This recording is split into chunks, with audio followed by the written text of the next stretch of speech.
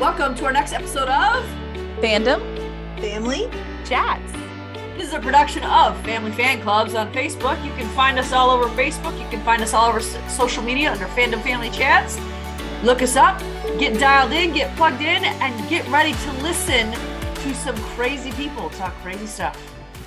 Hey guys, welcome back to Fandom Family Chats. I'm Maureen. I'm Amanda.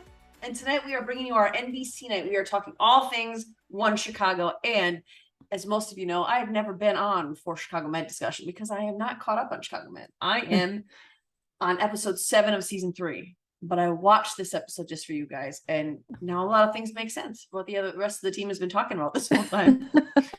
But I'm here. I'm here to fill in any. I'm caught up. Yes. And I did see, because I made it a point, usually when I'm watching Chicago, I'm binging, so I always hit skip recap. I did not do that when I watched this. So I kind of got the background on what happened last week. So Crockett saved the day last week. I saw there was a train crash, apparently. Yes, and that continued into this week with Nathaniel. So yes. Caught on to that. I don't know. I didn't really follow this story too well this week, unfortunately. But I know the basis of it. After they got in there was damage to the lungs. Mm-hmm. And I thought that was interesting how they played that out too. Yeah. And I don't even know if I agreed with Crockett. I was scared this entire time that he was doing this. I did not really agree with this situation. I guess it kind of worked out, but that was a risky, a big risk, really, when a few weeks ago he already took a big risk with the transplant with Dr. Blake. So him doing this again, him doing something like this again this week, I don't know if you really know, but he's changing a lot recently, and I'm not digging it too much. And I hope he kind of calms down. Yeah, he's just trying to take like more and more risks, and I'm not entirely sure of what is going on. Well, it seemed with this patient there wasn't really another option because the vent wasn't working anymore, so he was going to die. So it was either try this to save him or he's going to die anyway. Yeah. Because I think what confused me at first when they were like, oh, the batteries, and I thought it was like a metaphor for something in the body. What do you mean his batteries aren't working? What does that mean? But then it was the lithium from the train that he inhaled. I was like, a real thing. Okay, I got it now. I'm with you. But it took me, I rewound it because I was like, what? Did I miss something?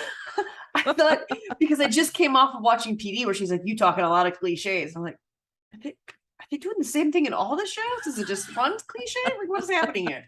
But I thought it was interesting that they incorporated the engineer and his team into building that I don't know what it was called, but it was where you hold the lungs for it so it could be perforated and aerated. Yeah. And we talked about it last week. We knew that Dayton was going to have a bigger part. Oh, really? Then, yeah. I mean, it was weird because they kept putting concentration on him when he wasn't the hurt one, but they were like deliberately saying like his whole name. Oh. And they don't really like always do that. So we kind of pinpoint that out last podcast because we're like, that's not normal for them to do. Yeah. He's gonna have to be back in some kind of way. That is interesting because I was wondering, because he didn't seem to work at the hospital. So I was kind of wondering about that. So the crutches that he's walking on, is that because of the train accident? Yeah. Okay. It is crazy too that they keep in all of it's not just Chicago shows, it's not just NBC, because The Resident is doing this too. And I assume Grey's I think I heard you guys say Grey's was doing this too, where there's shortages of things. Yes. And so Sharon had told them, ECMO can't happen. Yep. We don't have enough tubes. And that's crazy to me. Is this really happening? That's what we keep saying from The Resident. We don't, you think we would hear about this stuff more on the news. And to me, if 2 different networks are doing this, 3 different, I don't think Grey's is doing it really though. Oh, they aren't? Grey's is, and usually Grey's does cover like real life topics, but they're not covering this. That's why it's a little bit weird to me. But also they're like on a whole new mission this year of new interns and everything. So it's a little bit different, but The Resident and Chicago doing it. So it makes me think that this is a real thing. Maybe they're exaggerating it. I I don't know. I mean, you know that COVID changed a lot of supply chain issues and altered it, made it worse. And I mean, even now, stores struggle to stay stocked, and that's just Yep. stores. So I mean, I guess it makes sense, but I didn't really. It's scarier to think about it in the medical field. I know. Like, what are we supposed to do? You need life-saving medication, and you're just like, sorry. Exactly. Like, this is why we made this medication, is to save lives, and then we don't have the medication, we can't save the lives. It's a horrible thing. But it's, I don't know. I've said it in many different podcasts in the past. I'm getting pretty tired of it. And I'm sure the real medical field is too, if it is an issue, but I'm ready for them to kind of move past this in our shows. But we don't want our shows to make us terrified of real life either. I know. These And that's what it's just like, I'm like, oh my God.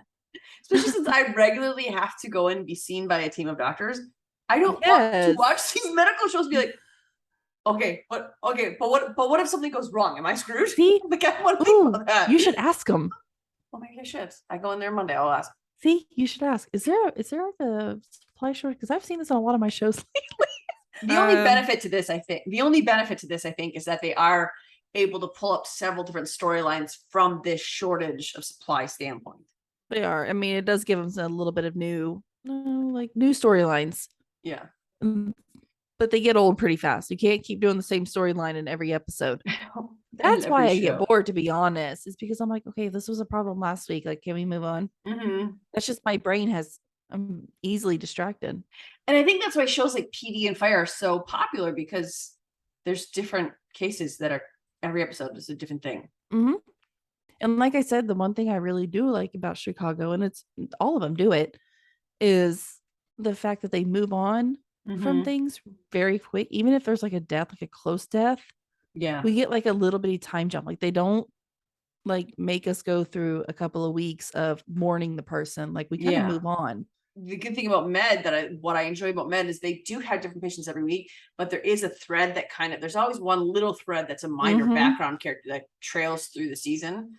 Yep. And I kind of it's unusual for it to be so upfront, because I'm gathering this is not, last week it happened with Will and Vanessa, and they're going into it again this week. And I know the week before that you guys were talking about it. So I mean, this is not a background thread. This is an up close in your face thread. So that's unusual. Yes. It's just a whole bunch of like the same thing. And I'm like, okay, can we like you said, like, we can keep it in the background, keep it like as a backstory, keep awareness on it. But at the same time, like, give us something more. Like, give us a different storyline than what we've seen in the past. But I was kind of surprised, because I caught on to what the Will Vanessa storyline was. I caught on to what it was last week. I understood what was happening. They gave I watched the recap, so I got what was happening there. Yeah. And it's, again, because I'm going through what I'm going through, and I'm about to be put on medication that my body's going to require for the next 5 years. It's a little scary to know that they had to go through a dealer, and to have this guy come in. Like, I was like, oh my gosh, that was a crazy storyline. It's crazy. Yeah. I didn't even realize it was the same guy when it first happened. Like, did they show him last week? They did. Oh, and like, I don't know, like, once it started kind of happening, I was like, is that? But it did take me a couple of minutes. I was really confused at first, but apparently this is a guy that she went to medical school with, which I didn't even catch last week. I caught that this week. Maybe she didn't say it last week. Because she wouldn't have had a reason to go to me like, hey, my buddy from med school, Devin, you got something for me? But she did have to explain how she knew him in the hospital. So maybe it wasn't said last week. Yeah. So you gotta kind of wonder if this guy started dealing drugs because clearly he has medical experience. Clearly he has medical knowledge. So I wonder if he got out of that because he saw, hey, I could be way more lucrative doing this, and I know how much people need. Oh, yeah. I definitely think so. I mean, even in the past, Vanessa's abused like Adderall and stuff, so she could work extra hours. Like, so this is like a. It was. I don't mean to laugh, but you know what popped in my head when you said that? What? Saved by the Bell. I'm so excited. Oh God. I'm so excited. I'm so scared. She was taking those caffeine pills. It's not Yep. taking drugs is not funny, people. I understand it's not funny, but Saved by the Bell made that nostalgically funny to me. Keep going. Sorry. Now I feel bad. All right. So she abused stuff in the past. I did not know she's that. abused stuff in the past. And I mean, so it didn't make me really surprised that she would know people. But from her character in the past, I am a little bit surprised about her, even like last week, about getting the drugs and being brazen enough to do this. But at the same time, she is a lot like Will and wants to do anything they can to save their patient, even if it's not legal or ethically right. I mean, you shouldn't give drugs where you don't absolutely know where they came from. Oh, for sure. Really, to a patient. I mean, as soon as he handed him that pill last week, I was like, this is gonna go bad. And Maggie too seemed to be surprised by that in Vanessa, because she seemed to think it was 100% Will and no part Vanessa at all. Yeah, when it was her idea. That's why I was like, I was surprised about her last week. So I'm like, that's not really like her. But she's, I don't know, her and Will are hanging out a little bit more, and I don't think it's a romantic thing. Why does Maggie seem freaked out by that? Well, Vanessa's Maggie's daughter. Oh. Yeah. Oh, that would have been information helpful to know while I was watching this episode.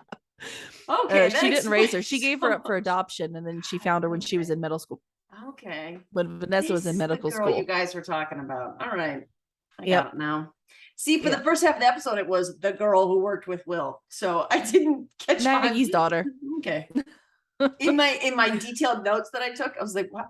Maggie seems very scared. Maggie seems very nervous. Why does Maggie not like this? I asked the question like 4 different ways. Okay, got it. I got it. She knows Will. I mean, I don't think like Will's he's not a bad guy, but he is older than Vanessa. Well, yeah. By some years. And also I feel like Will is very brazen when it comes to his patients, like I was saying. And she probably doesn't want Vanessa to get wrapped up in his ways that I think, I wouldn't. Jeanette's gonna scream at me through this watch. Well, I love Will, but I can also see that there are sometimes he takes it too far in the name of his patients, but you have to balance it out. And I think it's a struggle for Will to do that, because he gets very emotionally invested, which is dangerous as a doctor. It's dangerous. Like you're I feel like that's a 101. Like you cannot get that attached to your patients. Then you don't think clearly. That's why doctors make the decisions they make and family doesn't. Doctors know what they're doing. They know the right way, hopefully. I mean, it doesn't hurt to get a second opinion or a third opinion. Yeah, absolutely. Because not every doctor is going to be straightforward with you or even get things right. There's going to be errors, but you can't be afraid of making those errors. You have to be able to learn from them. You need to go in there and do what you know to do. And then learn and go through. I mean, that's what you're trained to do. Absolutely. And Will just doesn't like losing anybody, which I mean, well, I get nobody likes that. Yeah. But I get it, but when you're that emotionally invested, it inhibits what you're able to do on the job. Yeah. So you need to be able to go in there like some of the other doctors who are like, okay, I don't want you to die. I'm going to do everything I can for you, but I'm also not going to let it freeze me up that you might die. Yeah. I mean, sadly, living and dying are go hand in hand. I mean, everybody dies. You all die in different ways, and doctors, I guarantee, are going to try their darndest. I almost slipped. To do everything they can for you, but I don't know, that it always bothers me with Will. But you know what? If I needed a doctor, I'd want him. I want Will. Yeah. I can sit here and say all day long, don't get emotionally invested in your patients, but I would like a doctor who's going to be emotionally invested in whether or not I live or die. So, I mean, I can't talk too much crap. I'm not a doctor. I can say whatever I want. I can't complain too much. I was a little surprised and I audibly gasped when it happened. But when he lost his mind, Devin, when he lost his mind and Archer went after him and then he beamed him in the head with that oxygen bottle, Oh I my gosh, I actually was so gasped. scared. Like, I don't like Archer, but at the same time, that really hurt my feelings when he did that. I was like, okay, I don't like Archer that much, but can you not do that to him, please? So, Like, that's not nice either. His this is jaw obviously looked right. Stephen Weber did a great job pretending his jaw was swollen. I mean, I really believed it. But I know this is the first time I've seen him on screen, but I liked him instantly because I used to watch Wings with my parents when I was a kid. So, like, it's not like he's done anything like horrible.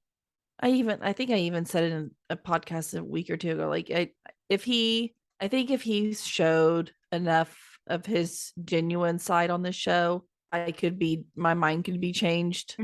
I haven't completely written him off. He's just like at the bottom of my list and he did. I when it mean, comes to characters. when He's an Asher a-hole treated to a him, lot of people. like when Asher treated him, like he freaked out on her. But Yeah, he and did that's also how he is, apologize to her. which is very unusual for him. Oh, is it? And we even said something about it too in the chat this week, because we're like, this is actually, I don't know if it was which chat it was, but it was a little bit unusual. And I want him to find a girlfriend. I also put that in the chat. You do want him to find a girlfriend? I do. I saw you saying that. I do. I think it would humanize him a little bit to me, for me personally. I agree with that sentiment because the people on this show are easier to like when they're happy. And I think it's because their work is so heavy that when you don't have someone to unburden yourself to, and you don't have someone you can share it with, you just become this toxic, sort of nasty human being. But if you can share the burden with someone, you're like easier to like. Yeah, absolutely. And I was a little surprised that this isn't a romantic relationship, but I was surprised by Sharon. I thought for sure, like even in the notes that I took, I wrote, well, it seems like they got away with something big here. Because the cops were going to press charges. And Sharon said, the board is unhappy, but next time just come to me. Like, that's it. They bought drugs from a drug dealer and didn't know if it was laced with something. Listen to me. Will can do anything he wants and just get away with it. That's not where I thought you were going to go with this. Okay. All right. No, he can just do whatever he wants to get away with it now. Like, he breaks the rules all the time. And I've always said, I don't mind Will. He's not like my favorite character. I love Will. But he's in my top 5. He's not low on my list by any means. But he irritates me when it comes to, like I said earlier, just making his own rules. That's not how I work. I am a rule follower. Yeah. So when he's just constantly breaking the rules when he's not supposed to, it bothers me. He does it out of love, but Sharon just always. Well, didn't you guys say in an earlier podcast for this that Sharon fired him and then hired him back? Yeah. So maybe is that why she was being so generous with her decision here, because she knew what he was when she hired him back? Yeah, he's been this way since the beginning. He's not going to change. She knows that. But he is a good doctor. And he's been there forever. I think, she cares for him. They're kind of friends, I guess. But still, this was supremely dangerous what they did. Oh, yeah. I fully believed that this was going to be a harsher punishment than it was. I did not expect them to get off this easy. Yeah, because I've seen Sharon do harsher things to people for less. So when she did that, I was like, wow, that's okay. Like a suspension, at least, at the very literally the very least you could do is give them a suspension. And you didn't give them any consequences. Yeah. I mean, you could still give them a consequence and say, next time when you had this issue, you need to come to me first. You could still do both of those things, but there needed to be a consequence for this. Oh, yeah. I love Will. He's one of my favorites. But that's super. I mean, the guy clearly, he was taking something that was laced with something else. So he's clearly not vetting his drugs either. He's a drug dealer. He doesn't care about what's in it. He cares about getting the money for them. So, I mean. No. And with the fentanyl problem that they're having, and they're having it in the Chicago problem too. No, it's not. I mean, that's coming from the real world as well. But having that kind of problem and then giving somebody drugs off the street was completely irresponsible. Like Yeah. that is so, and I mean, they just were dealing with a fentanyl overdose maybe 2 weeks ago. Oh, really? Yeah. With like a little boy died because of the fentanyl Ugh. in the streets right now in the Chicago area in the shows. Happened in PD too. I hated that Yeah. storyline. Then that same, it was the same storyline that carried over. The little boy died. I was mad at him last week for it, and I was more disappointed this week about it. Really, the punishment part. Yeah. And like the way they were joking about it, because he looked at Vanessa and he said, "We can't ever deal with that dealer again." And she was like, "Ha ha," or any dealer, ha ha ha. Yeah. I didn't like that either. Do you guys realize what you're talking about right now? Like, I think Will was being serious, like, listen, we can't do this. And then she was kind of like, "Oh, scot free," and then made a joke about it. But I hope that he learns from it. I hope that she certainly, because she's is she an intern or is she a resident? She'd be a resident by now. So she's still learning. So she is at the beginning of her career. She absolutely needs to learn from this, but I don't think she's taking it very seriously at all. Because even when Sharon handed her reasoning down, Will still seemed shaken by it, and she was like, whew. I think that's going to be a problem later on. I do too. I don't know how they're going to go on with this storyline. I don't know. Maybe they are putting Will and Vanessa together.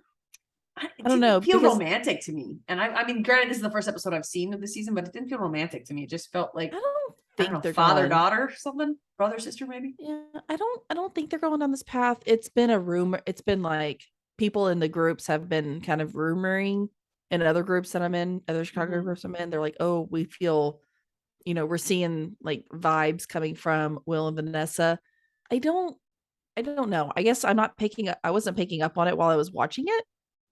At least I kind of took it as Maggie was like, they're talking about something secretive. Yeah, like what are, something's going on, what's going on. I wasn't taking it as like but I mean, I've seen Will act that same maybe. way to Noah. Yeah, I mean, I don't know. I don't know what they're going with this, but Hopefully not there, because I don't know, it felt weird to me. yeah. I mean, I like Vanessa. I like Will. Well, my other favorite character, and granted, I'm limited on the characters I can like because I'm only season 3, but Dr. Charles is my favorite across all of the Chicago platforms. I love Dr. Charles, and we got to Dr. see. Charles is my favorite on Met. I love him. I mean, Yep. You can't go wrong with Oliver Platt to begin with. I think he's I fantastic. But there's something about Dr. He's so human and he's very relatable, but he's also incredibly smart, intuitive. So we get to see him with, I kept saying Dr. Charles's intern, caught halfway through, her name was Dr. Cuevas. So we got to see I didn't even know her name. Oh, okay, good. Good. Wait, she's new. Is this the one you guys kept saying? I don't know what I'm not going to learn her name. She's not. Is that the girl? We don't learn people's names until there's at least a few episodes down. Smart. That's very smart. I didn't like her anyway, so I liked her in this episode. I gather that there was much bigger problems with her last episode.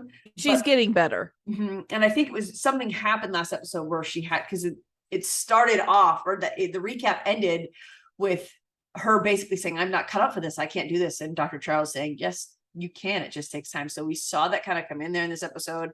They get a win. They get several losses, but they also get a win in this episode, which was nice.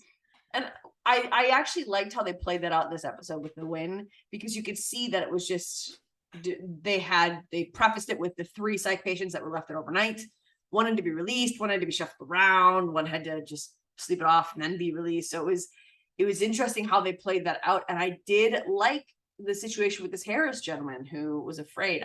First of all, I like how they wrote his character. Yeah, the subtlety that they had there, where he's like, well, no, I don't even know how I got here. I don't know why I would do that. And just how that unraveled, I thought was really interesting. Yeah, I usually do. I love Dr. Charles. I think that's why I love Dr. Charles, because I love like psychology. And so I love his cases. Like I love him like asking like these off the wall questions and then knowing what it is. Like that's so cool to me, of just actually, I mean, he doesn't have to like hardly look at people. That's what's amazing. And he obviously has to do CTs and scans for some things, but I just love how he gets to, and he just like knows what people have Yes. because he's seasoned. I mean, he's been doing this forever now. So it's just, he's seasoned at it. He knows what he's doing. Yeah. And it's just, I hope that, what's her name? Cuevas. Cuevas. I hope that she really starts learning stuff from him, because he can make her an amazing doctor if she just listens to him. But she's been just, I mean, weeks prior, she's just been wanting to fight him on every single thing. Like, no, that's not how I learned it in school. No, that's not what we need to do. No, no, that's not crazy. And it's like, honey, he's been doing this for how many years? And you've been doing it for how many years? Like, it's, yeah. Like, listen to your mentor. And there's a reason that doctors have such a long period of training and learning outside of the classroom, because they can teach you as much as they want in the classroom, but nothing compares to real life experience. And those applications you learn in school don't always apply in the real world. You have to have that real world experience. You have to have that internship, and you have to have that residency rotation to actually learn things and see, like, okay, it's not so black and white, especially in psychiatry, Yeah. There's so many things it could have been. You don't know. And I did notice that Charles looked very surprised when she connected with this patient. Yeah. And he was like, "Whoa, okay." But what I like about Dr. Charles is he sits back and lets that happen because he knows the value and importance of that. He lets it happen. And I think at first it's kind of seemed like she felt like, oh no, I gave too much of myself away, because she was back to business very quickly. Yeah. She caught herself. But I think the fact that he came back and asked specifically for Cuevas, I think is going to be maybe a good indication of something. And I think what we see there, and this is something that Cuevas had said, is that, there's this guy who it was when he left the hospital at first without, approval. And she said, we've been working so hard. We've been bending over backwards to get this guy the help he needs. And then someone else, and he left, but yet someone else who should have been released hours ago is now admitted because of this problem. And so it kind of felt like, this is how it is. What is the point? But then we see him come back at the end. So it kind of restored her faith. And that was nice. But with Eleanor, that was such a sad, she was there for hours. I was really concerned about this. I was like, is this like what? I didn't really understand what the issue was of, like, who was supposed to be coming getting her in the med transport team. They didn't have enough drivers, so they couldn't get as many vans out as they usually do, because no one wants to work, or people aren't able to work, or whatever. I think it's more people don't want to work. But don't want to work. When she came and picked her up, she said, "Oh, you're our 8th one of the day." And I thought, that's it? That's it? She's been waiting this long and she's only your 8th one? What is wrong with you? Because it wasn't nighttime, but I felt like it was the end of the workday. Yeah. She was there for hours. Because she said, I have 2 more to go yet, or 3 more to go yet, or something like that. Like, I get that I think they should have made that number higher. Because that number to me is like, unless you are the only one running to all the hospitals in the city and then that's different. But it doesn't sound like that was, it sounds like there's still other drivers. There just aren't a lot. Yeah. I mean, how far are you driving these people? Shouldn't there be like a limit on this? Yeah, there should be some assigned to a hospital, and there should be a radius.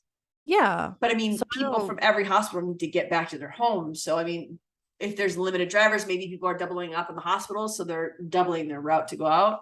I mean, I know it takes forever to get to one side of Chicago or the other, so I don't know. Uber, taxi. That's what surprised me, because when Dr. Charles said, "All right, let's go," I thought Dr. Charles was just going to drive her home.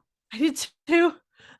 I actually put that in my notes. Charles is going to get him home himself. That's what I honestly thought they were going to go with this, but it didn't go there. He just gave her the empty bed. And the way she was, it was almost like psychotic. Like she was having a little bit of a break towards the end, when she was laughing at nothing. She said she missed her arthritis medicine and her blood pressure, but so is her blood pressure spiking? It's causing something weird to go on, because it was a weird reaction to her saying that those are the only pills that she had. So yeah, it was a little bit strange. I thought, I don't know, I'm kind of wondering if we'll see her again. That's what I think too. They kept panning over to her. The whole episode. She got a little bit of extra attention. That's usually means They're not You done. know, they're not done. They're gonna come back. So I guess we'll have to wait and see if she does. And she was even disgusted at the doctors who were fighting with each other. Yeah. Now they're fighting with each other. I just want to go home. This poor lady, man. Amen, sister. Could you imagine sitting there all day just going, oh my God. Last place you want to spend your whole free day is in the hospital when you don't have to be. Exactly. And I mean, I think she was gracious about it. She didn't ask for help until hours after she had been waiting. And then they kept telling her soon, but that word loses its meaning and starts to be something of an insult at a certain point. And I think she felt that. But it was interesting to me because, again, April and Ethan just started dating in the season that I'm in. And I knew that they had broken up or they had fallen apart, or I knew April was no longer on the show. So when at first I was like, why is Maggie so confused about what's happening in her ER? Maggie usually on point. I don't understand why she's confused right now. And then he pulled back the curtain and there was April. I was like, oh, okay. All right. So, okay, I get that now. I understand that. April with a guy, which Ethan got very territorial about. Yes. He did not like that. First, I was like, oh, ooh. And then I saw the guy next to her and I was like, ew, who's that? Me and Ethan had the same reaction. Like, oh, why is she with a guy? Because she told him 2 episodes ago, he goes, are you married? And she said, nope. Are you married? And he said, nope. And then they ended the episode. So in my mind, she's single. And when they opened that curtain and I saw them, I was like, I did not think I thought they were trying to make it seem like they were together, but I was like, no, there's no way they're not together. They tricked me. I was like, but no, she's helping this guy out through her place, I guess, wherever she's hospitaling at now. As Will calls it, her gig. Her gig, yeah. That cracked me up actually when he said that. I laughed out loud. I LOL'd. No, I knew there was something up with this guy. He was shifty. He was. You could tell he was so nervous. I think she brought him to Ethan because Ethan is ex-military. She didn't want to bring him to Ethan. It was her request to have him. Because she told him, he said, that's why you didn't want me to be his doctor, isn't it? She said, yes, because I know how you are with the military, and I didn't want you to call him in. Because they were trying to get that was towards the end. Because she was like, I've brought him to many other places, but they can't figure out like what's going on. But she requested anybody but him, and that's why Maggie was trying to keep him out of the room and trying to get everybody else to go in there. It's all flying back to me now. But I knew his military background. I would think, honestly, he would be more.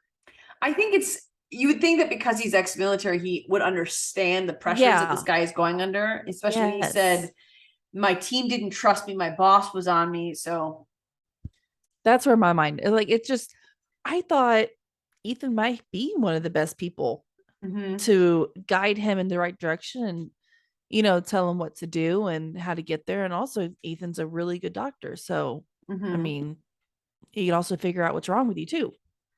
And it turns out he was able to do both in this situation. Yeah. Because he didn't call him in. No, he didn't. I didn't think he would either. And it was kind of sad that April was like, I didn't expect that from you. Like, so you just think the worst of him at all times? Have you not been with this guy? Probably with the way they ended things. They didn't, I don't know. They ended things on a good note, but they went through some rocky patches. So I don't know. Yeah. I could see how she would be a little bit wary. Never know. I think it's interesting that we talked about how they ended things, but then they ended this episode with them. Yes. Did you notice that the only spotlight in that club was shining on April and Ethan? Of course it was. Of course, because they were the spotlight of the whole thing. It was really hard. I know. I like it. I hope they're forevers. I know he's about to leave the show, but maybe she's already off the show. Yeah, so maybe he's like leaving to be with April. I feel like he leaves to like be with April. I think we'll all be okay with it. because we all want him to end up with April.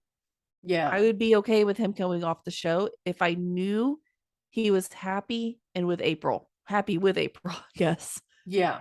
But I feel like it would make me feel better. I love him. He's one of my favorite characters. I love Ethan. Mm-hmm. But at least if he's happy and he's with April, I feel like I'm like, okay.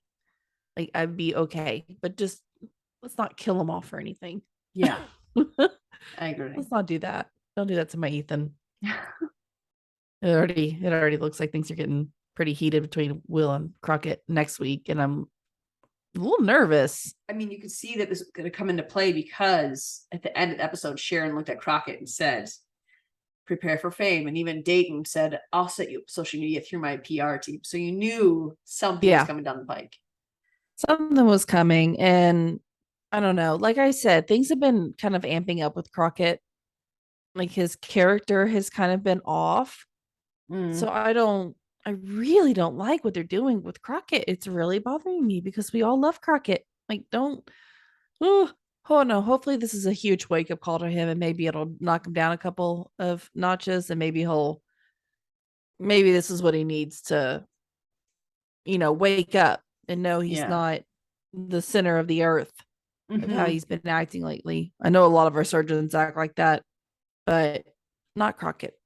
And I don't want to see it. So hopefully with this whole thing next week of letting his fame, his little 15 minutes of fame, get in the way of patients in real life, he's going to have to wake up and change something. Yeah. So I think he needs this. And I think next week will be good. It's unfair for other people who are in positions of power to abuse that power to demand special and better services over other people who deserve it. Yeah, you can't. What makes them any better? Exactly. Nothing. A life is a life. Mm-hmm. Sorry. Yeah. Except mine. Save me. I'm selfish. That's an interesting note to end on because we move into Fire where it's filmed at a funeral home. So I mean, granted that comes in at the end, but still there was a funeral home in Fire this week. I loved Fire this week. I laughed a lot. It was a light episode. Mm-hmm. I mean, it was heavy, and the girl was Jenny. sad situation she was in. But overall, this was a really good, kind of lighthearted episode that I laughed at several moments of it, which was long overdue for Fire. Yes. It's been kind of heavy, and I like they were finally getting kind of a light. The ending cracked me up. We'll get there, but oh my gosh, I was laughing so hard. And this was the Halloween episode too, because they aren't coming back until November 2nd. So yeah, we're not going to be here next week. Boo. Oh well, they need a week off, I guess. No, it was a very lighthearted episode. Really starting off with Gallo, Ritter, and Violet. I love this trio together. I've said it for a while now. Yep. They crack me up together. They're my favorite friend group, I think. But they're trying to be nice with Violet and not bring her their girl guy problems, their relationship problems. Yeah. But I agree with her. She just wanted normalcy in this. Yeah. Normalcy in her life, which she needs. And I love that she finally just spoke out about it. She said something. She needed to say something, and she did, and they were all for it. Like, I think they liked not having to tiptoe around and talk to her. Yeah. They wanted that. They wanted normalcy back too, I think. But more than anything, they just wanted to make sure that their friend was cared for, and that's just something nice and sweet about them, is that all they wanted was just for her to be considered and to be sensitive to her needs. And I thought that was sweet. Oh yeah, they love her. They really they love each other. There's that unbreakable little bond I think they already have together. Yeah. I don't know. I love it. But Gallo this week with Herman's niece. I can't think of her name. Tracy. Yes. I like Carver. Herman's looking for you. What does he want? I don't know. He's worked up about something. Could you have said that in maybe a different way, Carver? Did you have to panic? Maybe Simbaron was pleased to panic Gallo. I don't know. I knew as soon as he said, And he had bartending experience. I was like, oh man, you should not have said that. Because I knew Tracy was bartending at Molly's, and I was like, oh gosh, they're gonna have to work together.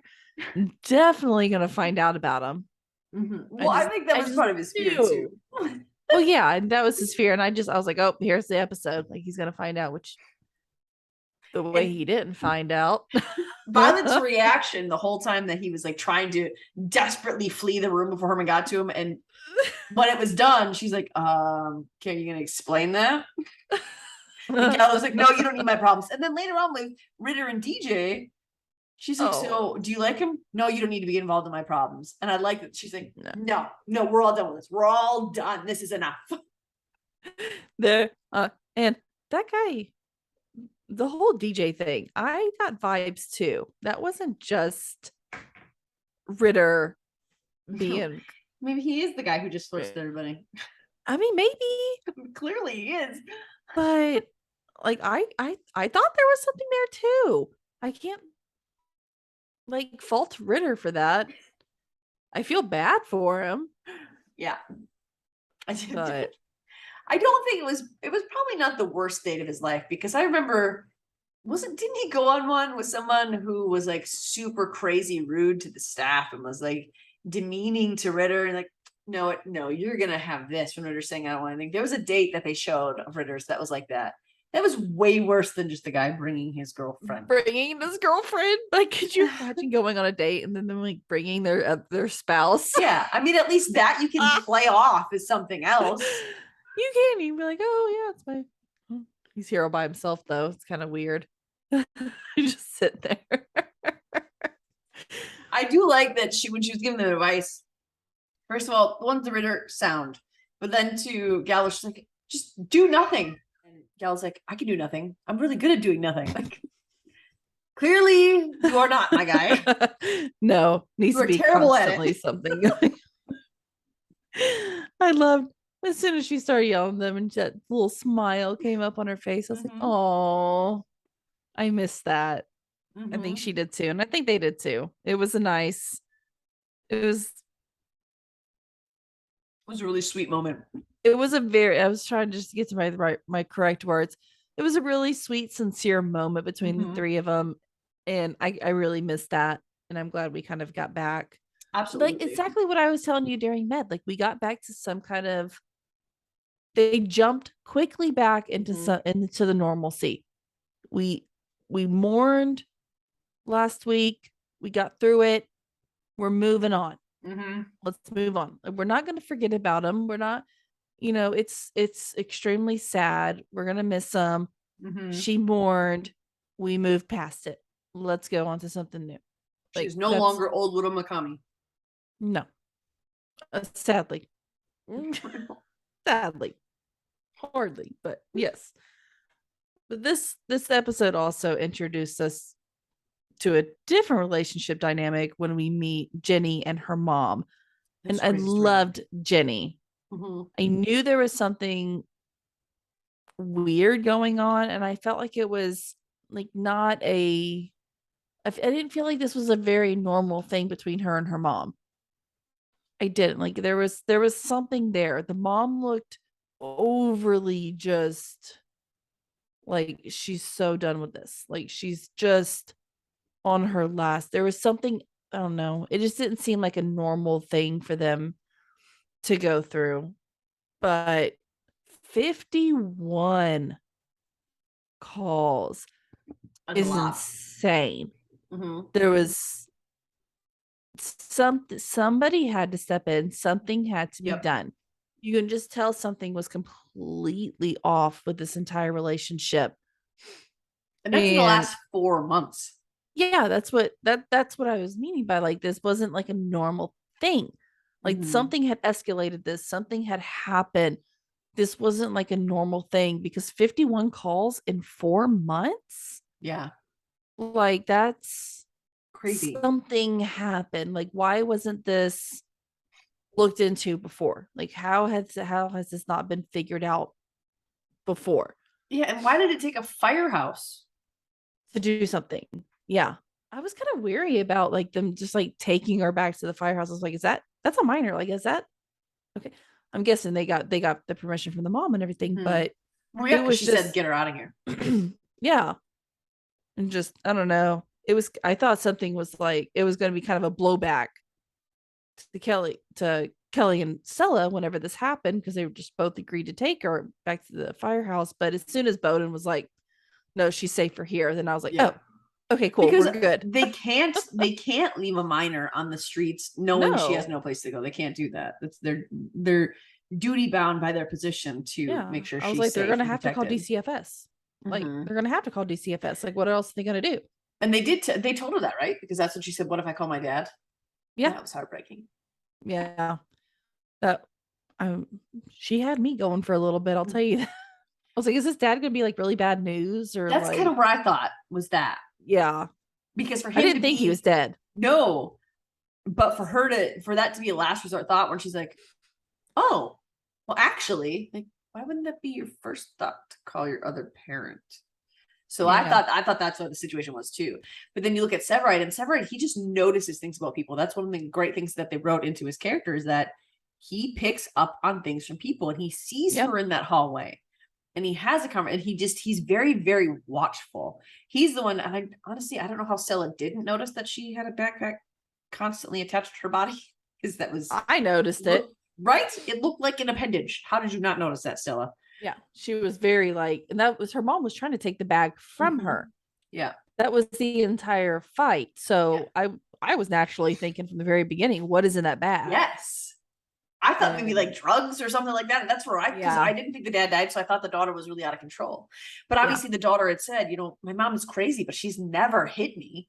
She's never done anything like that. She's crazy, but that's it. And you could tell it was kind of like a teen crazy. But when she was talking with Severide, he noticed because he said to Stella, the way she was talking seems like she lost somebody important.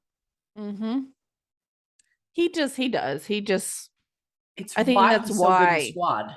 Yes. It's because he's a level-headed thinker when it comes to his job. Yeah. And I mean, a lot of times in real life too, he's a very level-headed person now. He's had his hiccups. He grew up. He grew up in the firehouse. I feel like we've kind of seen him grow up. Oh, And yeah. that's I know one day we'll have Chicago without Severide. I know it'll come one day. I He don't want can't that do this day. role his entire life. But I will be extremely sad and heartbroken when it does happen, because we have seen his entire, not his entire, way up or anything like that. He was already established whenever we met him. But personally, we've seen him grow up so much. Even And as a leader. Yes. And I love that we've seen this. And I love that he's so good at his job. He knows people. He knows what he's doing. And he immediately knows like there's something up with this kid. He knows. So, but Stella made a very rookie I can't believe mistake. she did that. It was such a rookie mistake. And it was I was like, why? It's not her. It's not typically who Stella is either. No.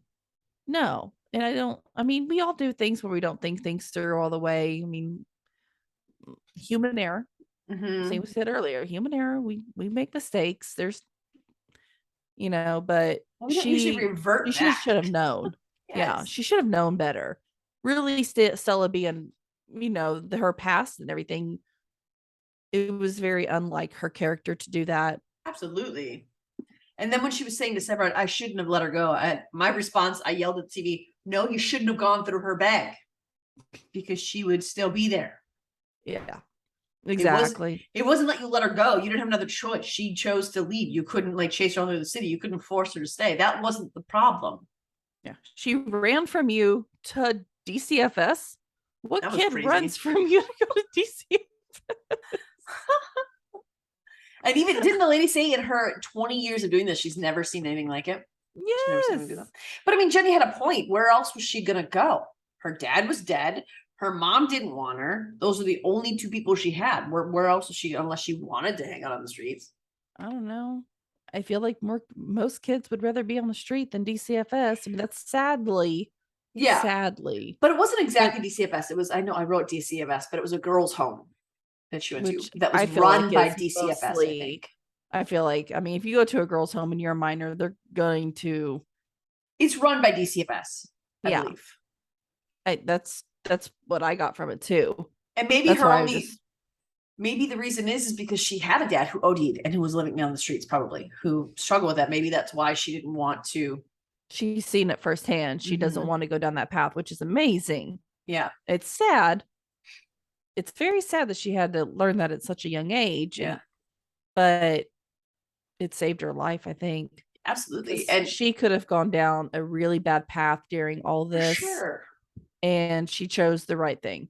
Mm-hmm. She chose the right thing. Her mom played her part so well. I wish I knew what the mom's name was. I only know her as Jenny's mom, but that scene where Stella's talking to her, it tugged at me a lot. It did. Because you could tell that she was broken about this. She hated the situation, but what else was she going to do? She obviously understood that this was not normal. The way they were living was not normal. It was not okay. It was not healthy. And she didn't, like Stella said, she was protecting her in her own way. Still devastating. She was trying. I mean, I don't think she knew how. Not every parent, I mean, children do not come with manuals. No. And there's sometimes even parenting, I think every parent goes through it when you're like, I don't know what to do. I don't know what to do. And you do, as a parent, you try everything in your power first before you consult people you should consult. And that's, I think, a mistake every parent makes. Like, there are resources for every figure. Every parent goes through things similar in most cases. Not every parent is the same. Not every parent goes through the same things. Every kid is different. Not every parent has to deal with what other parents have to deal with. But if your child is going through something, there's another parent or a resource out there that has gone through this before. You know, there's help in places. You can get help no matter what you're going through. There's somebody out there who knows what you're going through. There's somebody out there who can help you. And I like that Stella finally got through for Jenny to open up and talk to her. And it was just finally just getting there. And the whole thing was her pawning this ring. That was the whole thing of her getting so worked up, was her pawning this ring. She made a big mistake and she knew she made a big mistake. But she's scared to, you know, she's like, I can't get this ring back. I know it's already gone. No, you don't know it's already gone, honey, but you're just, she's young and naive. She's young and naive. And this guy was $7,500 to get it back. Are you kidding me? Skis ball. I love Stella. How Stella handled that. I love it too. And I was like, oh, I sat back. I legit, with my entire body sat back. I was like, okay, let's see how this goes. I know that was not going to swing with Stella. No. She was going to, I was like, oh, poor guy. I don't feel bad for him at all. And I think, did you notice too, maybe it was just me, but when they dropped her off at the house, Severide looked almost unhappy. I don't know if it was like he looked angry or if he looked like he didn't trust the situation, but even Stella looked at him and gave him a funny look because she saw it too. Yeah, absolutely. I'm wondering how that's coming back into play. I don't know. I don't know if it will, or they're maybe going to carry it on to something. It's not over. It's not completely over, but I don't know if it's going to continue with that girl and her mom, or if it manifests some other way. Manifests some other way with Kelly and Severide. I don't know. I mean, you just said with Kelly and Severide. With Stella and Severide. Same thing. You know. Isn't she technically Severide? Well, yeah, that's true. That's true. They have the same last name. Well, I don't know. Did she take his last name? That's what I was talking about. I don't think she did. I don't think she took his last name. I think she's pretty. He still calls her Stella Kid, I think. Yeah. I will say she would take his. That conversation that they had about, you know, her home life and his home life. I didn't put that in here because we already know his background. But when she said, how did you turn out so great? And he said, I audibly said no, because Kelly was on the up before Stella. Yes, Stella keeps him like balanced, but Kelly needs to take some of that credit on himself. It was 51. Yeah. It was 51. But Kelsey. That's not his name. Kelly also had the determination to do it on his own too. Like he had to have the will to come through and do it. He had help in 51. He could rely on 51. But there are so many times when Kelly could have fallen apart, but he had to choose to come back and fight through it. Yeah. And so, like, Stella keeps him she keeps him balanced now. But don't give all that credit to her. Not that I don't like Stella, because I love Stella, but I think that's downgrading the effort that Kelly has put into his life to be a better man. I totally agree with you. I like that too. I totally agree with you. So the entire time Stella and Kelly are working to figure out what's happening with Jenny, Sylvie, my Brett, I don't ever call her Sylvie. I call her Brett. Mm-hmm. She is desperate to figure out how to make 51 new haunted house, which I completely love, but she's trying to make it a success. I love that storyline. I loved it so much. This is old 51. Yes. And you know, why have we never heard about Bowden's love of Halloween? Like his craziness for Halloween. Why have we never heard about this before? Because that could have been something we've been watching for the last 11 years. Yeah. Why have we not had a haunted house before? Like, why is this just coming into play? Because this is amazing. Yes. It's amazing. I love it. I don't participate in Halloween, but I like how crazy Bowden gets. I think it's amusing. When he shows up with that truck full of just like corpse. He's so proud of it, and the look on Sylvie's face. Brett is just horrified by this idea. I'm with Brett on this one. I'm totally with Brett, but I like that when she's getting all the ideas, because she's the one who volunteered for this. She volunteered to leave, so she's excited about the holiday, but her idea of the holiday is really not what anybody else's idea of the holiday is. No, she likes like the kiddie version of Halloween and costume. I don't know why I said it that way. Costume contests and all this weird stuff. And I also love that it is Tony, Cap, Joe, and Mouch who are her team. We asked for more of them. What are you going to expect out of them? I was not disappointed. Not at all. No. Please make that the team for everything. Their costumes were so... Bowden went up to random. What was Tony? Because Bowden went, "What are you supposed to be?" And then Tony started to say, but then Bowden cut him off. What was he supposed to be? I don't know. I don't even think strawberry. I don't even think I know. I know Mouch was like this deck of cards. And then Joe came in the room and said, "Right, like, what are you supposed to be?" And he said, "I don't know. The thing said killer in a video game." So apparently they just they got the leftovers. Apparently they just like went to their Halloween store the day of. Yep. I mean, if you go the day of, you're getting like the bottom of the barrel. And Sylvie's one rule. I guess I'm gonna be the scream guy again. Again, 7th year in a row. Sylvie's one rule of no clowns, and then Joe comes out with the nose on. Just, my one rule. And then even Mouch this episode. Yeah, I totally agree with her. But Mouch this episode, when they're talking about what teenagers want, I actually wrote this down because I laughed out loud when he said, "Teenagers flock to those horror movies, the sickos."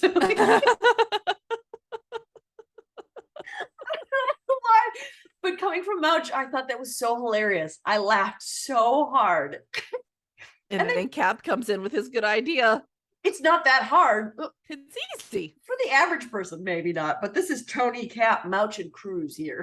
Don't know that it'd be that easy. Oh my gosh. And then they can't make anything easy. When he's explaining to Bowden, and Joe's like, no, we'll fix the timing on the guillotine so it doesn't chop off until the blade falls. Like, until the blade falls. Did you not? Why don't you just take the blade out and like replace it with like styrofoam or something? Okay, that call. Why isn't that something you would do in the first place? Why was that guy working with the real blade and then sticking his head under there? Like, I don't know. What are you doing? I was with the wife on this one. I was thinking my house like, oh, that was dumb. Like, I just take him with you.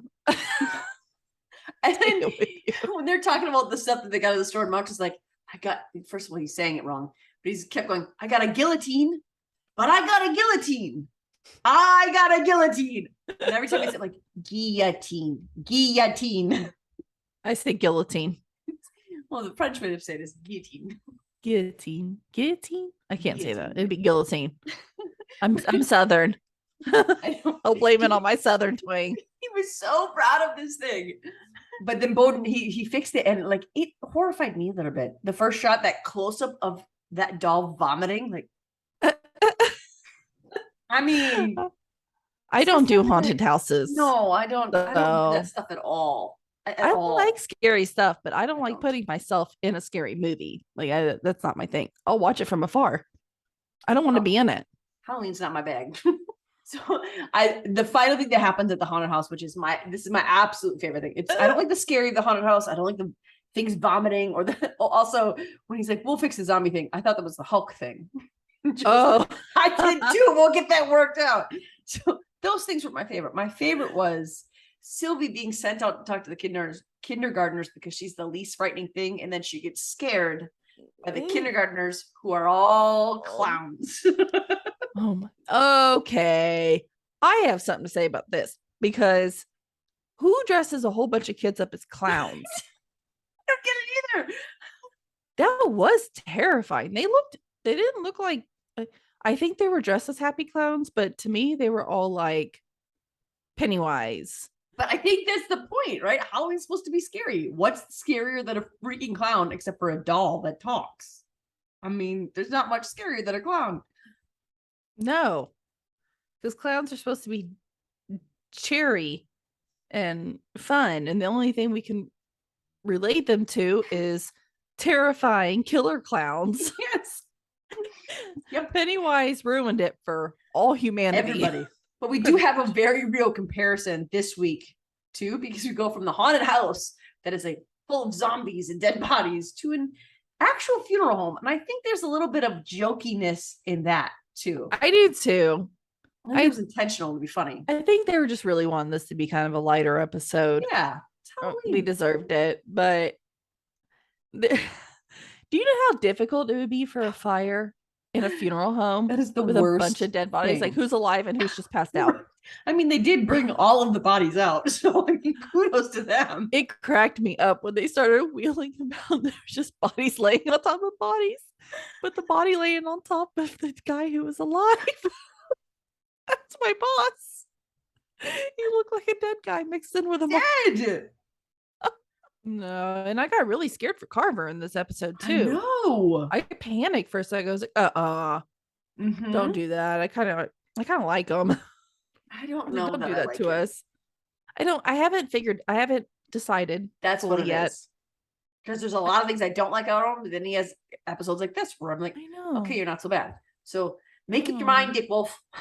I think we'll like him eventually. I do. I have a good feeling. We'll like him eventually. But of course, my man Gallo helped him. Yeah. So all goods there.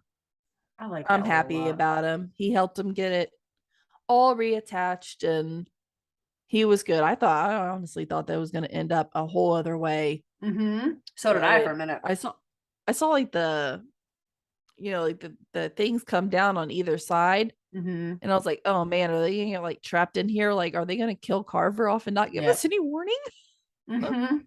Like, right after they kill Hawkins off without warning. I felt there was a warning there. No, there was a warning we were gonna lose someone. There wasn't a warning it was gonna be Hawkins. But we had a warning. Yeah, but it didn't count because no one expected Hawkins. I did as soon as he walked up to that guy. Like, well, then yes, but that was at the end of the episode. So I think this was a conduit for Carver to tell Gallo he owes him so that he could Gallo also has something he always has something he needs done. This was just a way for Gallo to be like, hey, do me a solid and make Herman not kill me, please. By the way, we didn't talk about that, but Gallo hooking up with Tracy at the bar and it being filmed. Gallo. Imagine if Herman had seen that. Gallo would be dead.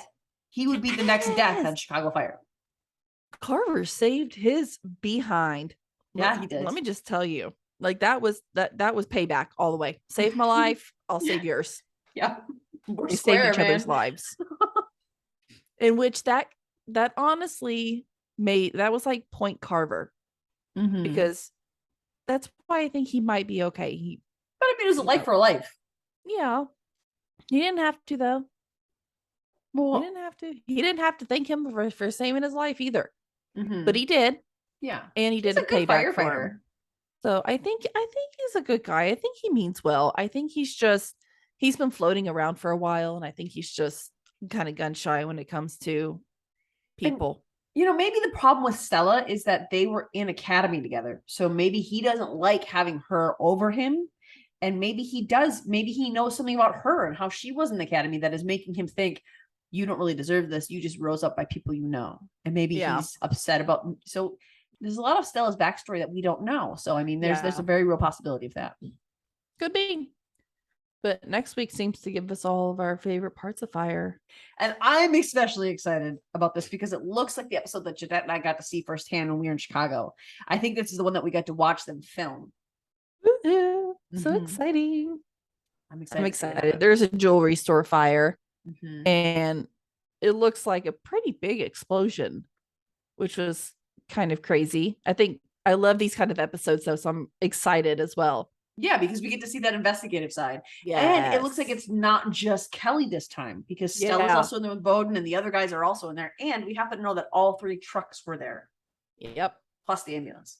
And who's gonna be there? Billy Riggins. Derek Phillips is on excited. next week's Chicago Fire. So we've been talking about this in our chat because Jeanette and I believe this is the one we were there for, and we love Friday Night Lights. Okay, so if you don't know who Billy Riggins is, Derek Phillips plays this character, Billy Riggins, on Friday Night Lights. We love him here at Fandom Family Chats. We love Billy Riggins and we love Derek Phillips. Yes. And Jeanette and I, when we were in Chicago, and we were walking around watching them film, I swear that we saw someone with that same blue suit. And it was as we were leaving. And I remember saying out loud, I wonder why there's someone dressed up for this. Or, oh, I bet he's a rep for the show. I think it was Derek Phillips and we didn't know. Oh, and Jeanette and I are heartbroken by this. Devastated. He was right there. I am 99% sure that I saw him there, but I only saw him from the back because it's that suit and it's, watch this, not even the episode that we saw. But you saw him from the back and you didn't even know it was him? How? Because I don't know what his back looks like. I don't recognize his anatomy. I'm sure Jeanette might have recognized, but I didn't. Disappointed Jeanette. So I think it is, and I think we saw him, and I think it's just gonna make the episode that much cooler because I'll be like, hey, I was standing in that corner right there. Oh, I recognize that. And I'm really excited to see it. It's gonna be cool. It's gonna be awesome. I can't wait. And I think actually part of PD this week, I was looking at some of the shots because I was rewatching it today. I think some of the shots in PD, I think we stopped there when we were in Chicago as well. Although that was obviously, it was this week's episode, but I think next week was the same thing because we saw some of that. This episode of PD was all about the abandoned warehouses. Yeah. And we actually pulled up to a spot where we found out they're going to be filming, and Jeanette and I were like, I don't know if we should get out of the car right here. And then she was like, maybe I should just text my husband just in case. This is where I am. And so I think that part of this episode was also something we saw. I feel like I recognize, and of course, all the warehouses and all the factories look the same in Chicago, so it could be, could not. But it was kind of fun to watch that. And we start off the episode seeing everyone, and I thought this was really smartly done. We see everyone interacting with their family members. We see Kim and Ruzek are talking about family life, and then you see Kevin on the phone with his brother talking about their family life, and even Torres talks to her about stuff. But it's a glaring observation that Haley has none of that. I feel so bad right now. And she's overworking, and she goes to Trudy. And I thought this was really well filmed too. How they filmed her going to Trudy every night, because you see that it's the background, and eventually her other partners in the department stop inviting her over. Yeah. And then you just see her going to Trudy every day and every day and every day. And the way they film it, the way the camera, I like how seamless it was. They would start here, and as they came around Trudy, they'd come over here, but Haley was in a different outfit with a different hairstyle. And I was really excited with the filmography in this episode. I thought it was really, really well done. I was super excited by it. It was very seamless different and interesting. than usual. Mm-hmm. Which having a change in a show that you watch all the time is so refreshing and nice Yeah. sometimes. Mm-hmm. I loved it too. I immediately recognized it. But also she was overworking herself. And I Mm-hmm. like that Trudy finally said something to her, Yeah. like, hey, you're overdoing it. But she let Mm-hmm. her do one more, just one more. Yeah. But then you need to take a rest day. Yeah. And I love how she And said it too. She said distraction doesn't work forever. yeah, it's Trudy. I mean, I love she's her. perfect. I mean, I what are didn't you gonna realize how do? much I missed her either until I saw her in this week. Like, because Trudy is in my top 5 of favorite Chicago characters. I didn't realize Mm-hmm. how much I missed her until this week. I know we haven't really gotten too much Trudy time No, lately. I feel like we got more of her on fire. Well, we were for a while getting her a lot on PD, Mm-hmm. but she's kind of backed off a little bit now. But Please don't make that permanent. no, please Please, no. please keep her in I it. love Trudy being on PD. Yeah, it's I like when she's like involved in the cases too. I don't know why, but yes, I do. because I like when she like gets her hands dirty. yeah, she brings a sense of camaraderie, but she also brings a sense of like they sometimes need to be streamlined in their thoughts. And Mm-hmm. Trudy's very like, no nonsense. No, we're not doing that because it's not the right thing. We're going to do this. And I Yeah, love that. I think they need that. absolutely they do. And the job that Haley eventually takes is with narcotics. But the last case that she takes from Trudy, and it leads into something so much more. I don't know. Why doesn't she want a partner? Do you think it's Because just Jay was her because partner. oh, well, you know what? He left. Mm-hmm. So But he didn't leave. It's not like he died. He said he's coming back. He said he wants to be with her still. So I think it's a hard position for her to be in.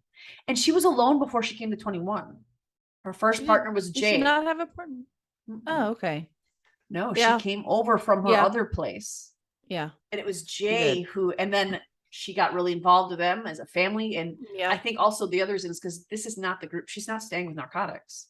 So I don't think she wants to give part of herself to them. But that guy, I thought we were actually going to see more of that guy who just. I did too. I thought he was going to be like a bigger part. And then maybe honestly, I was like, maybe they're going to like move him more into. Mm-hmm. Maybe they replaced, I think, Jay with Torres. Yeah. But there's no openings. There is no openings. And she was apparent about that. There are no openings. Okay, Haley. My gosh. But yeah, she didn't want the partner. He stayed with her though. He did, yeah. He wasn't, and that was the other thing. I thought they were gonna make him out to be like a crappy cop, but he wasn't. He saw shots or he heard shots fired and he jumped right into it. Yeah, and he was like holding back 2 guys. And that's why I was like, okay, well, yeah, maybe she's like sees him being like an actually good cop and she's like, hey, Voight, like this is actually like a good one. Yeah. And he really wants to, those are usually good cops. So I had the feeling we were going to go that way with him, but we didn't. We didn't really see him that much more. Mm-hmm. But yeah, they run in, they chase that guy, and I thought we were going to. Well, just Haley does, yeah. This episode just took a turn, and I just didn't expect it, which I love. I mean, keep doing it. I love the weird turns and stuff, but I thought the guys that they were chasing were going to be like the ones who like abducted her, maybe for like a ransom or something. Because in the preview, she got knocked on the head. Mm-hmm. I didn't remember the rest of the preview. Yeah, when I went in to watch it, so I didn't like. They do give you a little bit more information in the preview, but yeah, they show you the girl saying all I run. can remember of the preview. Yeah, and I couldn't remember that, so all I can remember is her getting knocked in the head. So when she's chasing after this guy, I'm like, oh, here's the guy who's going to knock her in the head. Mm-hmm. And then, that's why in my mind this took a whole other turn. Yeah. I was like, oh, okay. Which as soon as she found that girl on the floor, oh my gosh, my heart broke. I was like, she's being trafficked. Yeah, like, this is absolutely somebody being trafficked right now. These storylines set me off a little bit. The bottoms of her feet. Oh my gosh, I was mortified in this. I was like, oh my gosh, this is too real. Mm-hmm. I mean, obviously human trafficking has to be talked about because it's a huge problem. Way more common than people think it is. Yes. And it's just terrifying that a lot of people just, it's not going to happen to me. Exactly. Everybody, it's not going to happen to me. You don't know. Hmm. I mean, this ended up being somebody in a safe place. Hmm. That's supposed to be a safe place. Yeah. It's supposed to be a safe place. And it just, this whole storyline this week had me all kind of worked up. Hmm. I'm all Because worked I up. mean, trafficking, and I have a little soapbox here, and it's because I can't come across a story like this and not get on my soapbox. I think I said in the last episode, my husband and I have been giving to an organization that stops child sex trafficking, and we've been doing that for years.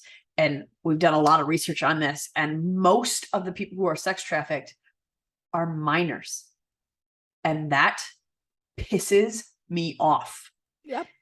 I'm trying not to get like worked up here, but I'm getting worked up. They are children and don't deserve this stolen from them. Certainly not by someone who trusts them, but that's how it usually happens. These people who groom them, and it happens more often than you think. And if you think it's not happening in your town, I think that you need to think You're again. blind. It's It's not gruesome. talked about enough. No, You never get on the news and hear blah blah blah was human trafficked. no. You don't hear it. Why?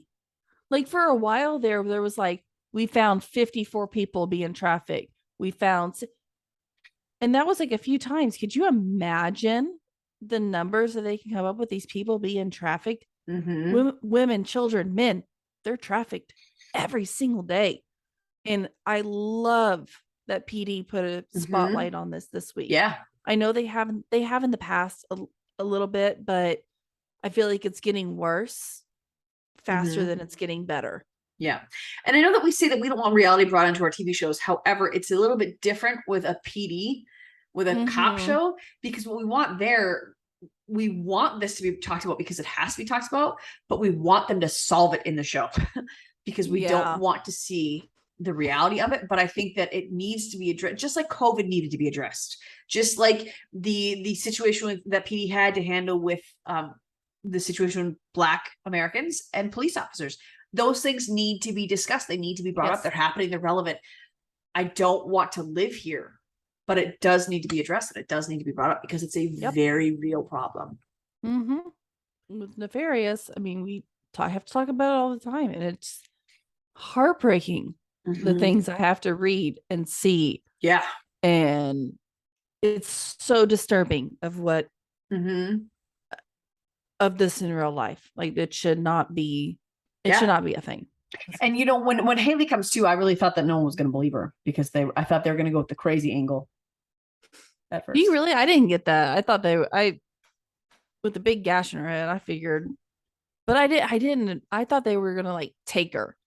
Like during when I saw the preview, I thought they were gonna like abduct her and take her, and I'm really glad that they didn't do that. But no more women in that department need to be taken, tortured by people. Please.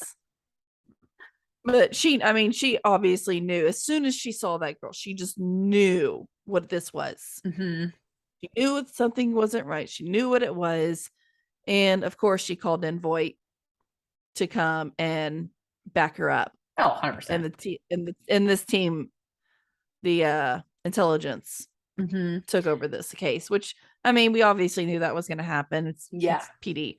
But I'm glad.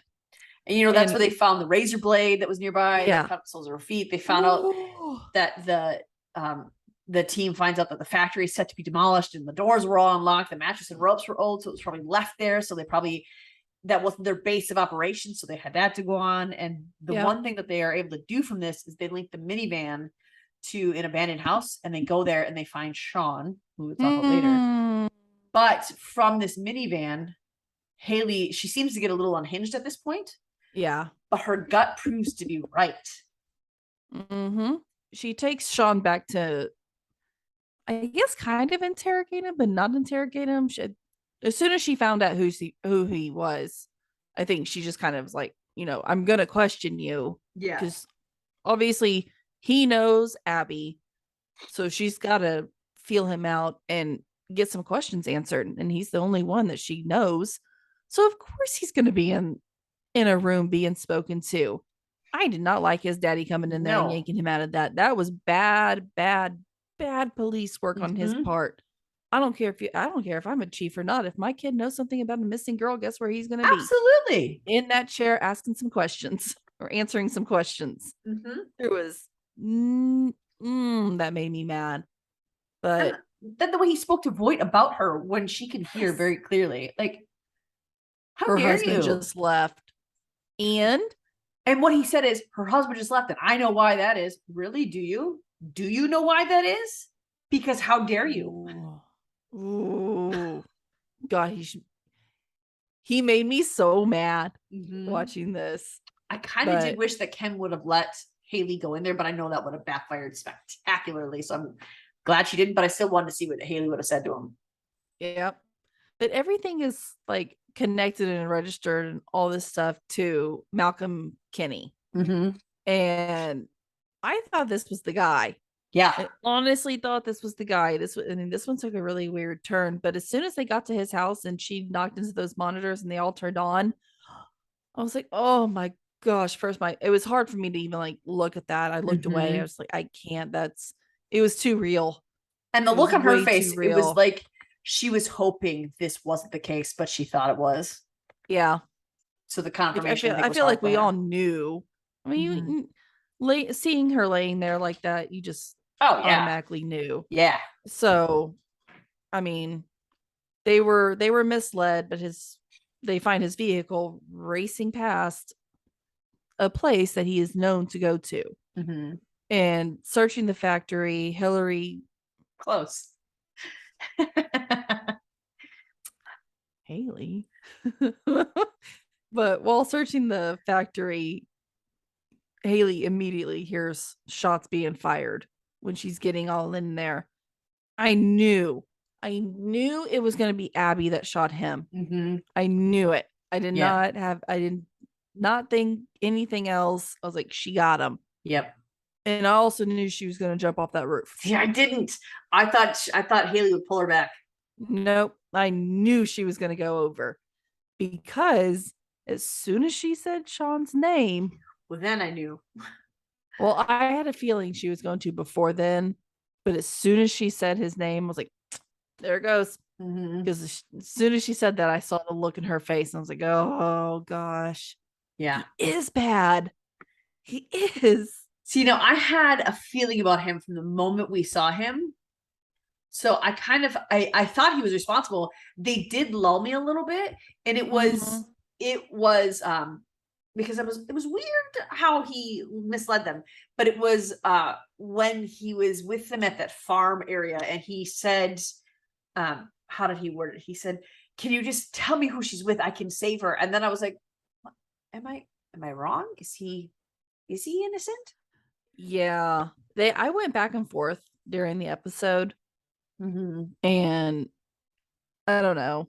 I feel like I was still going back and forth between it until she said his name and that reaction came over her face, and then it just like sealed it in. I was like, no, yeah.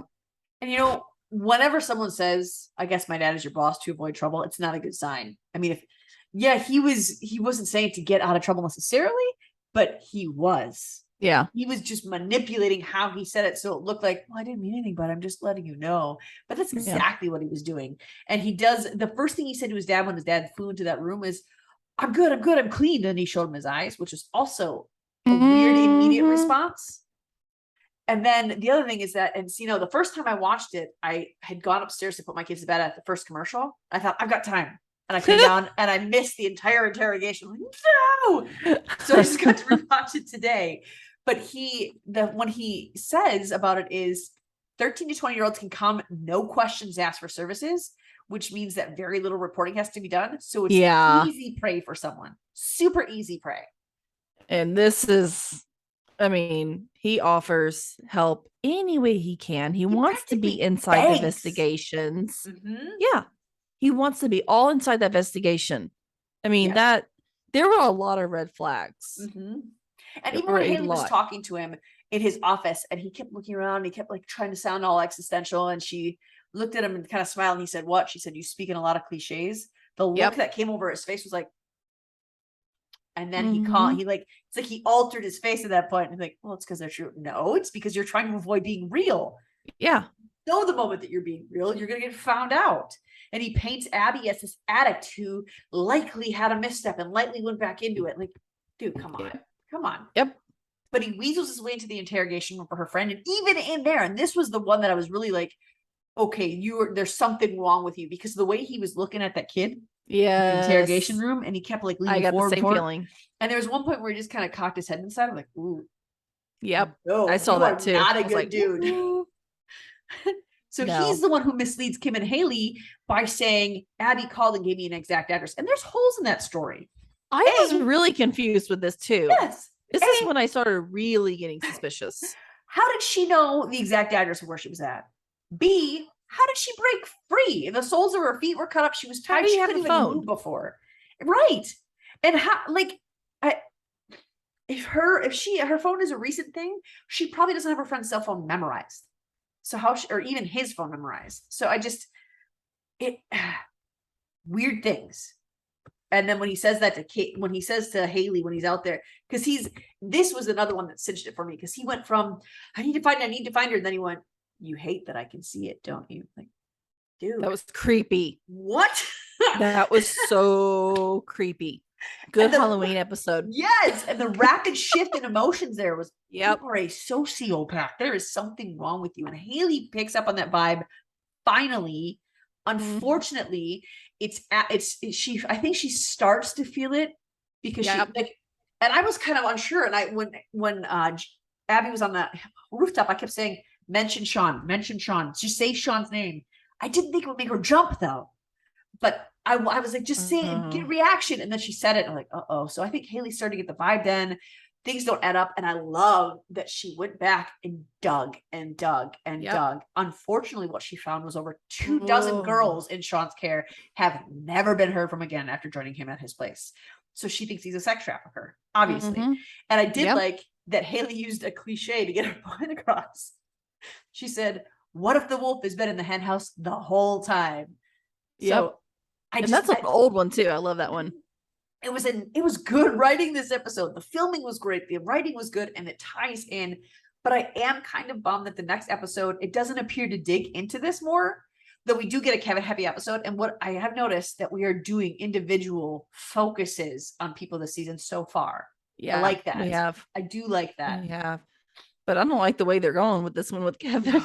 No. This feels like it's going to be a heavy one. I mean, I'm excited because, again, it looks like the filming locations. Like we missed PD every time when we were in Chicago. We missed them. The last location we went to, they said they just left 10 minutes ago. Like, can you give me the address of where they went? That's what actually we asked. And they said they're probably on the studio set. So we actually drove by the studio, but we couldn't get in there. So, but I would have rather you said, oh, they left hours ago. Like, could you just lied to us? 10 minutes. But everything being filmed here looks like there as well. So it's going to be a Kevin heavy episode. Woohoo. I'm happy about it. And even the parents on their doorstep, we actually drove down that street because that was their first location. And we saw all the news vans, and like there was an ambulance parked out there too. So I think that's all going to tie into this episode. Yeah. It's going to be a interesting one. We know Kevin didn't murder anybody. And I hope that CPD is going to stand with him and not against him. I know it seems kind of a little bit iffy, but I feel like they'll stand with him. At least I feel like Voight's team will, intelligence will. Who knows if the rest of the PD will? They've gone both ways with Kevin in the past. We've had issues in the past with others, so he'll be fine. He'll be fine. We just lost Jay. We're not gonna nothing's gonna happen to Kevin. It's okay. That's what I'm gonna keep telling myself. So I think it's gonna be good next week, and I'm excited to see what Kevin. I am actually hoping Celeste makes an appearance at some point, because that kind of looked, that area that we went to, it kind of looked like where she had her art studio. So when we were there, we kind of thought, oh, maybe they'll bring her back. I don't think that'll be happening, but I think the look on Kevin's face in that preview, he was genuinely surprised that the kid died. Like it was like it all happened so fast. And so I think it's going to be fun, but of course we have to wait a week for all of our Chicago Med, Chicago Fire, Chicago PD. It will not be back until November 2nd. So you will not get an NBC night from us next Tuesday. We're taking a break because they are taking a break, and they will come back on Wednesday, November 2nd. Fire Med is at 8/7 Central, Fire is at 9/8 Central, and PD is at 10/9 Central. So be ready for those. And check out our Facebook group, which is One Chicago Family Fan Club. We talk about all these shows in there. It'll be great. We want to hear what you have to say. So come on over there, start the conversation there. Seriously, tell us what you think. And we want to hear your opinions on our podcast. We want to hear your opinions on the show. We want to hear who you love, who you don't love, what you're excited about, what you're not excited about. We want to hear it all. Yes. And stay tuned for Sunday. You'll have a Fox night from us where we talk about The Resident and 911. Wednesday is another ABC night where we are talking Grey's Anatomy and Station 19. Watch those. If you want to fill your time with Chicago shows before it comes back on, check out some of our older podcasts. We have recaps of the last 5 weeks, and we also have a couple that we did in our summer season. So check those out, and we'll see you real soon. Bye, guys. Bye. Loving our content? Subscribe to our YouTube channel, and don't forget to share our podcast with your family and friends. We want to continue the conversation with you.